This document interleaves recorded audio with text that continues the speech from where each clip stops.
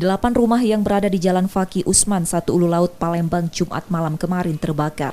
Warga awalnya berusaha memadamkan api secara swadaya dengan alat seadanya, namun proses pemadaman terkendala asap dan api yang cukup besar yang dibantu tiupan angin. Hujan deras yang sempat turun di lokasi kebakaran tak membuat api padam karena seluruh bangunan terbuat dari kayu yang mudah terbakar.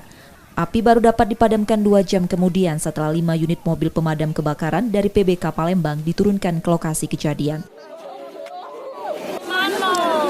Nggak tahu, kalau di sini kami api itu ngepul dari rumah depan. Itu? Iya. Dari rumah siapa itu, Bu? Nggak tahu, dari rumah ini lah, nggak tahu yang mana.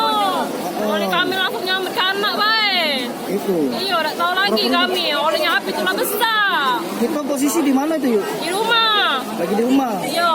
Pas lihat api, ayo apa? Ngapo, yuk? Lari. Lari kami langsung. Ada ledakan yuk itu, yuk? Nggak tahu juga. Belum diketahui penyebab kebakaran, namun warga menduga dari arus pendek listrik di salah satu rumah warga yang terbakar. Tak ada korban jiwa dalam peristiwa ini, namun warga yang rumahnya terbakar mengalami kerugian hingga ratusan juta rupiah. Yudi Kiswanto, Kompas TV Palembang, Sumatera Selatan.